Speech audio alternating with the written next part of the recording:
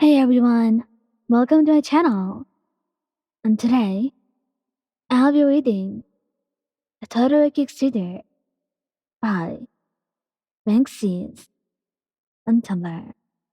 So let's get into it. Shoto was different in the last few days. His mind was full, and his heart was heavy. He wasn't talking to anyone, and he wasn't eating well either. He thought it might be a problem with his father, and he promptly went to help him. He took his hand and went to a more reserved place. When the last class of the day was over, confusion was stamped on his face.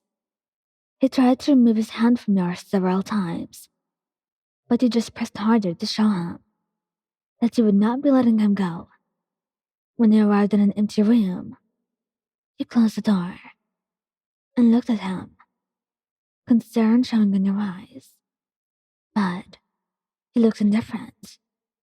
You don't have to bully me like a child. Just tell me what you want, he said in a cold voice and emotionless eyes. That comment made you a little sad, because he was never like that with you. But he left aside because you couldn't blame him. Sorry, Shoto. I just wanted to know what's going on. Why are you so quiet? And why are you not eating so well? I'm here to help you. You know that, right? He said sweetly. But when you tried to touch his arm, he quickly pulled away from it. Wanted to pull away from your touch. I don't need your help. Just leave me alone.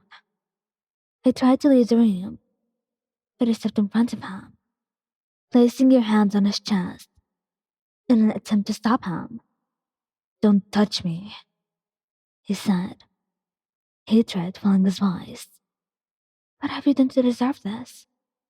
What was going on? You were even more confused now. You knew he was having problems and troubles at home.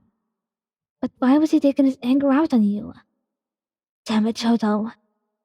I'm just trying to help you, and you're acting like an asshole. You don't have to treat me like this when I just want to help you, he said, trying to contain the tears that were already forming in your eyes. He laughed scornfully and looked at you. I really don't need your damned help. I never needed you. And this is not the time I'm going to need that. Just stay away from me, Ellen. The wasted your last name hurt you like a knife stabbing your heart. He passed you by, opening the door and slamming it shut when he left. You were paralyzed for a few seconds. So Dad never yelled at you like that, or looked at you that way before. He never even spoke that way. He was always so calm and so sweet that just the thought made your heart ache. He always told you that his biggest fear was becoming like Endeavor. But here he was, acting like his father, being identical to him. The cold attitude, despite the warmth that you associated them with. At night, you were in your room, trying to forget your broken heart, until you heard a knock on your door. You prayed it wasn't him, because you couldn't bear to see him without remembering the hurt, the way he spoke to you, and broke your heart. But your prayers weren't answered, because when you opened the door and saw your boyfriend, there was a small flower of your favorite color in his hands.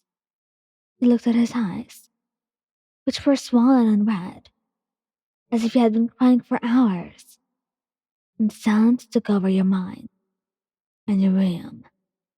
He looked at you, and the second your eyes met, tears started to trickle down from Shoto's cheeks, and without thinking, he hugged your waist tightly, pulling you towards him, while he buried his head on your neck, sobs filling the silence, as guilt coursed through him. Meanwhile, he didn't know how to react. He had hurt you a few hours ago, and now here he was, hugging you. I'm sorry, my aunt, he whispered against your neck. as his tears wet your skin, voice barely audible as he was muffled by his sobs in your neck. He spent a few minutes holding you in silence. His heart seemed to be even more broken than yours. He looked at you, and you saw fear and sadness in those beautiful eyes of his. Just let me explain, baby. Please, he whispered, as he wrapped a hand over your cheek, wiping away a tear. You just gave him a slight nod, and you sat on your bed. You could only look at the flower in your hands that he had given you a few minutes ago, while he was telling you about what was happening. When he finished, you would just sound for a few seconds. I understand that you have problems, but I don't understand why you took it out on me. I just wanted to help you. Your voice was broken and brought tears back to Shadow's eyes because he made you like this. He made you sad, and he hurt you. I know, my love. I know I was horrible to you, and it breaks me.